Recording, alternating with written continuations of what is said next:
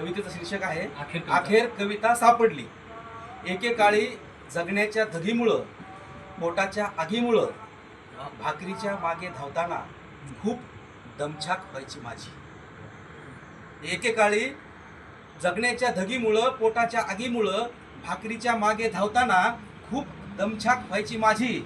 तेव्हा मनातल्या कितीतरी कविता कागदावर उतरायच्या राहून गेल्या. तेव्हा मनातल्या कितीतरी कविता कागदावर उतरायच्या राहून गेल्या. काळाच्या भयान पुलाखालून जगून घ्यायच्या इच्छाही डोळ्यात देखत वाहून गेल्या.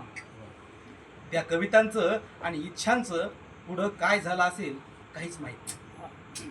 त्या कवितांचं आणि इच्छांचं पुढं काय झालं असेल काहीच माहीत नाही.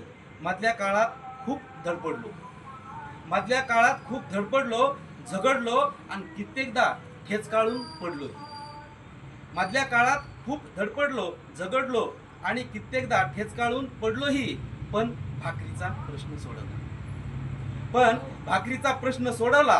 परंतु आयुष्याने दिलेली ठोकर आणि झगडून मिळवलेली भाकर खूप काही शिकवली. परंतु आयुष्यानं दिलेली ठोकर आणि झगडून मिळवलेली भाकर खूप काही शिकून गेली. शेवटी भाकर मिळाली, पण कविता हातातून निसटून गेली. कवितेच्या विरहात नुसत्याच भाकरीवर जगायचं अवघड वाटू लागलं.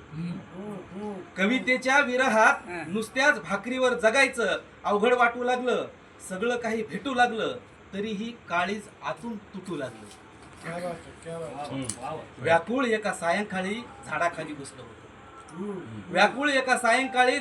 बसलो होतो. कुण्या एका आठवणीनं खूप रडलो होतो. नैराश्याच्या काळ्या अंधारात वेदना माझी थरथरली. तेव्हाच जत्रेत हरवलेल्या निर्वासित पोरासारखी मला कविता सापडली.